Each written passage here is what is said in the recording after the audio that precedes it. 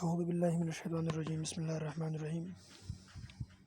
आज हमारा जो लेक्चर है, टॉपिक है, वो है हमारे पास Newton laws of motion and force, कि न्यूटन्स के हमारे पास कितने लॉज हैं और फोर्स किसे कहते हैं। ये सब इंशाल्लाह हम इस वीडियो में बताएंगे आपको। तो सबसे पहले हमारे पास है फोर्स किसे कहते हैं। फोर्स फोर्स हमारे पास एक एजेंट है, एक आमिल है which stop the moving object, जो किसी भी ऑब्जेक्ट को क्या करेगा, स्टॉप भी कर सकता है और मूव अ स्टेशनरी ऑब्जेक्ट, या इस तरह भी कर सकता है कि अगर हमारे पास एक बॉडी एक रेस्ट में हो उसको मोशन भी देता है, यानी उसको मूव भी करता है। And it is denoted by F, और इस फोर्स को हम डिनोट करते हैं एफ। और ये हमारे पास एक वेक्टर क्वांटिटी है, क्योंकि हमको पता है कि हम किस डायरेक्शन में फोर्स अप्लाई करते हैं। तो ये तो हमारे पास फोर्स का थोड़ा सा कॉन्सेप्ट है। आगे जाके हम फोर्स का फार्मूला भी पढ़ेंगे और फोर्स का यूनिट भी पढ़ेंगे। तो ये हमारे पास सिर्फ ये है। और फोर्स को हम जनरली भी कहते हैं द पुश और पुल ऑफ एन ऑब्जेक्ट, कि किसी भी ऑब्जेक्ट को पुश करना यानी उसको धक्का देना और अपने पुल अपनी तरफ खींचना, इसको हम क्या कहते हैं, फोर्स कहते हैं। तो सबसे पहले हमारे पास है Newton first law. Newton first law हमारे पास उसकी स्टेटमेंट कुछ यूँ है, if a body is at rest or moving at a constant speed या वेलोसिटी, कि अगर हमारे पास एक ऑब्जेक्ट हमारे पास रेस्ट में हो या यूनिफॉर्म वेलोसिटी में हो। यूनिफॉर्म या कांस्टेंट यूनिफॉर्म वेलोसिटी का मतलब ये है कि इसमें एक ऑब्जेक्ट में एक्सलरेशन प्रोड्यूस नहीं होता, चेंज नहीं आता, इसको हम कहते हैं यूनिफॉर्म या constant speed. It will remains at rest, ये हमारे पास रेस्ट में ही होगा। और कीपिंग इन मोशन, और ये हमारे पास कांस्टेंट मोशन में ही होगा until external force is not applied. तो मतलब इसका कुछ यूँ है कि अगर हम एक ऑब्जेक्ट पर एक्सटर्नल फोर्स अप्लाई न करें, तो अगर एक ऑब्जेक्ट मोशन में हो तो वो हमेशा हमेशा के लिए मोशन में होगा। और अगर एक ऑब्जेक्ट हमारे पास किसी भी एक स्टेट में हो, रेस्ट में हो, अगर इस ऑब्जेक्ट पर हम फोर्स अप्लाई न कर दें तो ये कभी भी हमारे पास मोशन में यानी अपना पोजीशन चेंज नहीं करेगा। तो ये स्टेटमेंट हमारे पास न्यूटन फर्स्ट लॉ का है। लेकिन हम जो है ना, हम रोज़मर्रा ज़िंदगी हम देखते हैं कि हमारे पास कभी कभी ऑब्जेक्ट हमारे पास ऑटोमेटिकली चेंज होता है। तो ये चेंज असल में ये है कि हम इस पर एक्सटर्नल फोर्स अप्लाई करते हैं। एक्सटर्नल फोर्स में भी द फ्रिक्शन, ये कभी कभी फ्रिक्शन में ही हो सकता है। कि अगर मिसाल के तौर पर एक ऑब्जेक्ट आप जो है ना वेट यानी गीली ज़मीन पर रखते हैं, तो गीली ज़मीन में हमारे पास क्या होता है, उधर हमारे पास फिर फ्रिक्शन कम होता है, तो ऑब्जेक्ट हम ऑटोमेटिकली मोशन स्टार्ट करता है।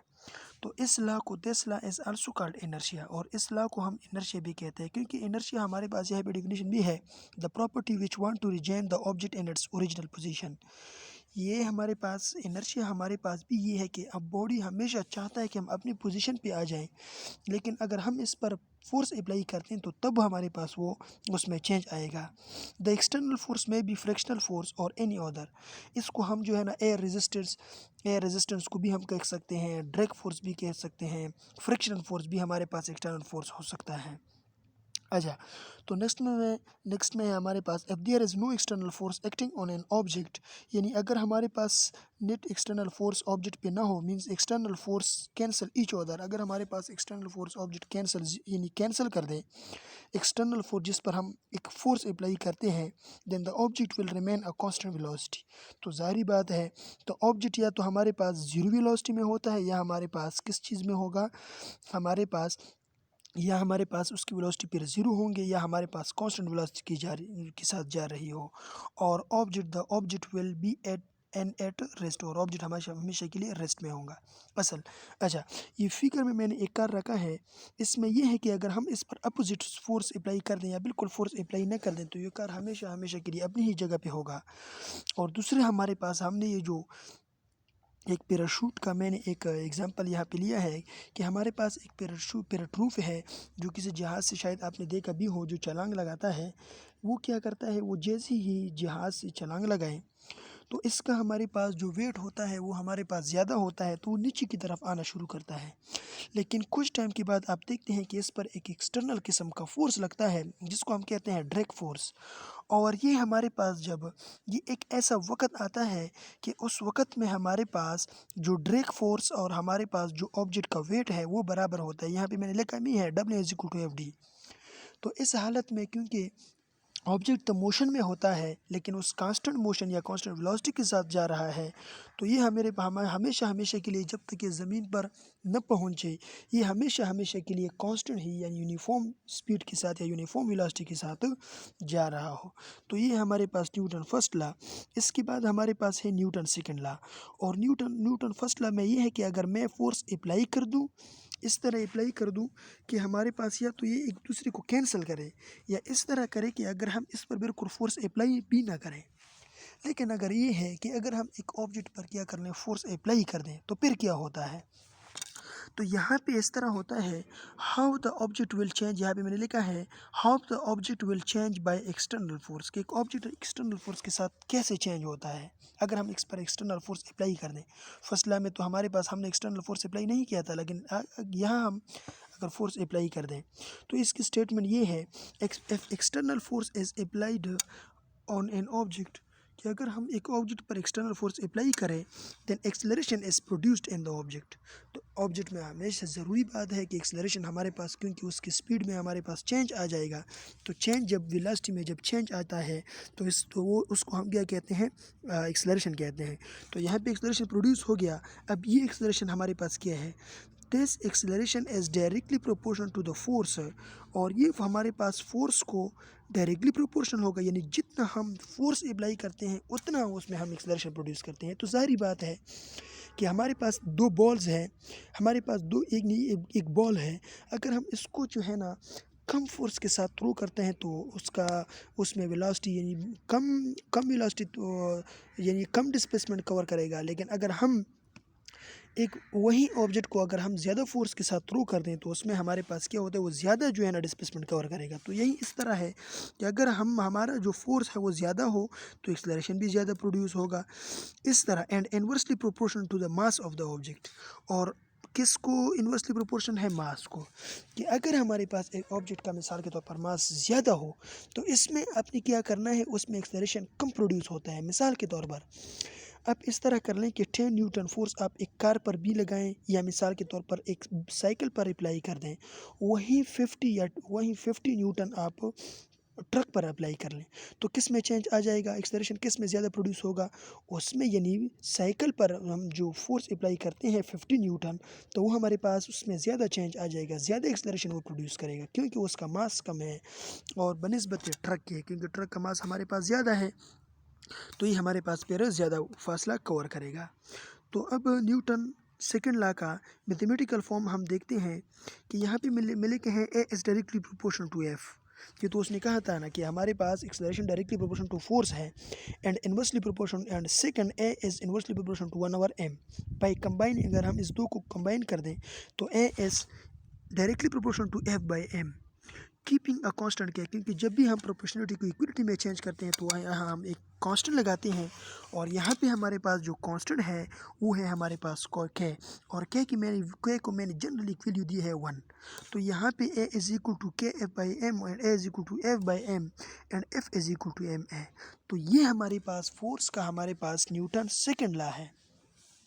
तो इसमें सिर्फ और सिर्फ अगर आप देख लें कि फोर्स में जो चेंज आती, यानी एक्सेलरेशन में चेंज आना या फोर्स में चेंज आता है, लेकिन यहाँ पे हम ये कहेंगे कि नहीं, अगर हम एक ऑब्जेक्ट का मास चेंज करें तो उसका वेलोसिटी यानी हमारे पास इस तरह है Newton second law in terms of momentum.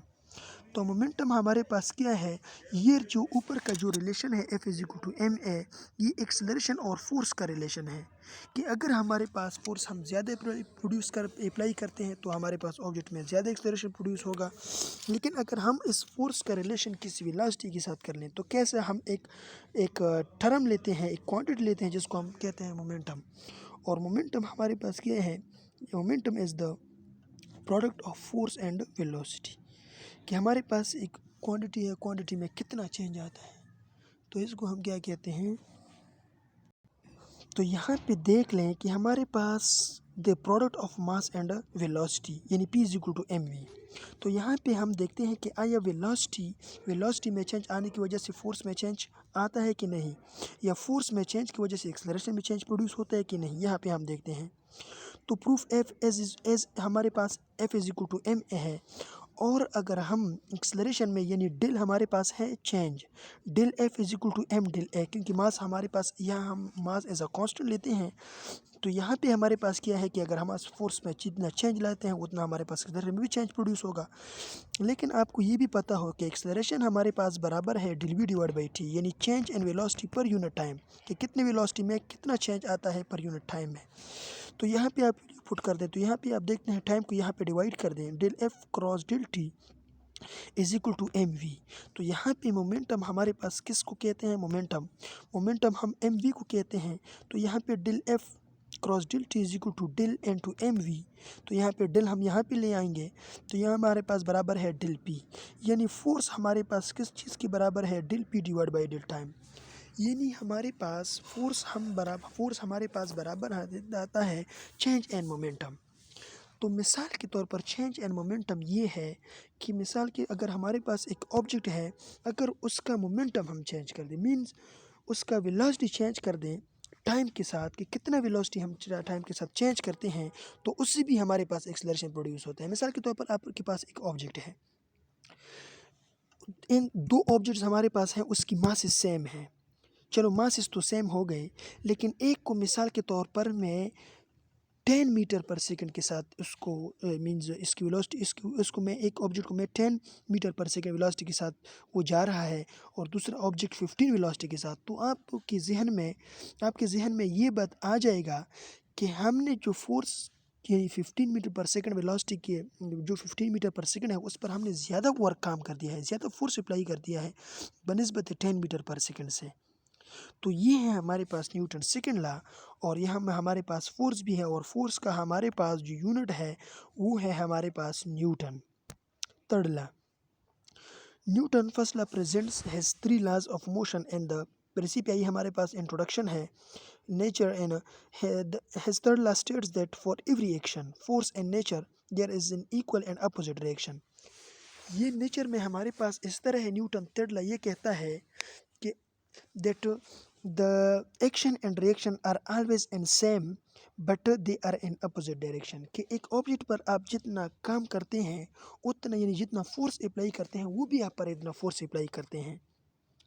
तो लेकिन यूँ हमारे पास क्या है, यानी हमारे पास उसकी सिर्फ और सिर्फ डायरेक्शन चेंज है। तो यहाँ लास्ट में हम इसकी एग्जांपल भी देखते हैं in other words, if object A exert a force on object B, दो ऑब्जेक्ट्स हैं, एक ऑब्जेक्ट ए है और एक ऑब्जेक्ट बी है, एक ऑब्जेक्ट ए एक और दूसरी ऑब्जेक्ट बी पर जितना फोर्स अप्लाई करते हैं, then object B also exert an equal and opposite force an object, तो वहीं बी भी उतना फोर्स अप्लाई करता है मैग्नीट्यूड में, लेकिन उसका सिर्फ डायरेक्शन चेंज होगा। Notice that the forces are exerted on a different objects, लेकिन बात यह है कि ऑब्जेक्ट हमारे पास डिफरेंट होने चाहिए, इस तरह नहीं है कि एक ऑब्जेक्ट, यहाँ पे हम दो ऑब्जेक्ट्स लेते हैं। फॉर एयरक्राफ्ट, यहाँ पे एक एग्जांपल आपको दिया है, for aircraft the principle of action and reaction is very important. For aircraft का मतलब ये है कि एक जहाज़ है वो जा रहा है, तो उसमें हमारे पास एक्शन रिएक्शन बहुत ज़रूरी है। It helps to explain the generation of lift from airfoil. यहाँ पे अगर आप in this problem the air is deflected downward by the action of the airfoil, यहाँ पे क्या करता है, यहाँ पे मिसाल के तौर पर एक जहाज़ जा रहा है, तो वो क्या करता है, उसका जो अंदर हमारे पास एयरफॉयल है, जो हमारे पास हमने इंजन कंसीडर कर दिया है, वो क्या करता है, वो हमारे पास क्या करता है, वो एयर को यानी वो रास्ते डाउनवर्ड का मतलब ये है कि पीछे की तरफ धकेलता है, पीछे की तरफ धकेलता है। लेकिन वही एयर क्या करेगा, ये हमारे पास एक्शन है, और रिएक्शन में क्या करेगा, रिएक्शन में वही एयर हमारे पास वही एयरक्राफ्ट को आगे की तरफ ले जाएगा। तो ये बहुत ज़रूरी है किस चीज़ में, न्यूटन थर्ड लॉ में। और भी हम एग्जांपल ले सकते हैं, मिसाल के तौर पर आपके पास एक ऑब्जेक्ट है, इस ऑब्जेक्ट को आप किसी जो है ना एक दीवार पर मारते हैं, तो वहीं आपका एक्शन हो गया, यानी कितने फोर्स के साथ। लेकिन अगर आप देख लें वही ऑब्जेक्ट दोबारा वो दीवार क्या करेगा, वो ऑब्जेक्ट पर क्या करेगा, अनदर किस्म का फोर्स अप्लाई करेगा, वही फोर्स जितना आपने अप्लाई कर दिया है, दीवार भी उतना उस पर अप्लाई करता है, लेकिन उसका सिर्फ और सिर्फ क्या है, डायरेक्शन चेंज है। तो यहाँ पे न्यूटन थर्ड लॉ का हमारे पास अगर आप मैथमेटिकल फॉर्म देख रहे हैं कि F12 कि मिसाल के तौर पर एक ऑब्जेक्ट 2 है वो 1 पर फोर्स अप्लाई करता है, तो वही जो है ना ऑब्जेक्ट 1 भी ऑब्जेक्ट 2 पर उतना ही फोर्स अप्लाई करेगा। लेकिन क्या होगा, ये जो नेगेटिव साइन यहाँ पे शो करता है, ये नेगेटिव साइन ये शो करता है कि सिर्फ और सिर्फ उसका डायरेक्शन चेंज होगा। बाकी अगर आप मैग्नीट्यूड को देख लें, फोर्स की मैग्नीट्यूड वो हमारे पास सेम होंगे। तो यहाँ पे हमारे पास कुछ एग्जांपल्स हैं। For every reaction there is equal and opposite reaction, ये हमारे पास उसका स्टेटमेंट है। रिएक्शन में अगर आप देख लें, मिसाल recoil force on an gun, यहाँ पे आप एक फोर्स अप्लाई करते हैं, यानी गन पर आप एक फोर्स अप्लाई करते हैं, तो फोर्स की वजह से एक गोली आगे की तरफ जाएगा, एक्सेलरेशन उसमें हमारे पास प्रोड्यूस होगा। लेकिन गन को आप देख लें, गन आपको शायद आपने देखा भी हो कि वही गन क्या करेगा, आपको पीछे की तरफ भी ले जाएगा, आपको पीछे की तरफ एक धक्का देगा। वो धक्का क्या है, सिर्फ और सिर्फ एक फोर्स है, वही फोर्स है जो आपने गन पर अप्लाई कर दिया है, लेकिन सिर्फ और सिर्फ उसका डायरेक्शन चेंज है। अच्छा, यहाँ पे हमारे पास दूसरा भी है कि अगर मिसाल के तौर पर आप किसी जो है ना ग्राउंड पर वॉकिंग कर रहे हैं, तो आपका जो फुट है, आप फुट जो है क्या करेगा, वो आगे की तरफ जो है ना वो सड़क पर फोर्स अप्लाई करता है, लेकिन वही सड़क आपको पीछे की तरफ भी आप पर एक फोर्स अप्लाई करता है, तो उसकी वजह से आप क्या करेगा, जा सकते हैं आगे। अच्छा, तीसरा हमारे पास जो एग्जांपल है, यहाँ पे आप देख लें कि एक बंदा है, वो क्या करता है, एक बॉय है, boy feet exert a force on boat. यहाँ पे वो जब में क्या करता है, वो बोट से आगे या ग्राउंड की तरफ या पुल की तरफ एक किश्ती से जा रहा है, तो वो किश्ती पर एक फोर्स अप्लाई करता है जिसकी वजह से वो जा रहा है। लेकिन क्या होगा, boat exert force on feet, लेकिन हमारे पास क्या है, वो यानी जो वही जो फी यानी जो बोट है, किश्ती है, वो आप पर भी फोर्स अप्लाई करता है, जिस फोर्स की वजह से आप क्या कर सकते हैं, आगे जा सकते हैं। वो देखें, आप खुद देख सकते हैं, वो आगे, वो नीचे, वो पीछे की तरफ जाता है और आप आगे की तरफ जाते हैं। यानी जितना फोर्स आप किश्ती पर अप्लाई करते हैं, वही फोर्स आप भी अप्लाई करते हैं, लेकिन सिर्फ और सिर्फ उसका ये है कि डायरेक्शन चेंज है। तो ये है हमारे पास न्यूटन लॉज ऑफ मोशन। तो अगर आपको किसी किस्म का भी कोई कन्फ्यूजन हो तो you can ask. Thank you.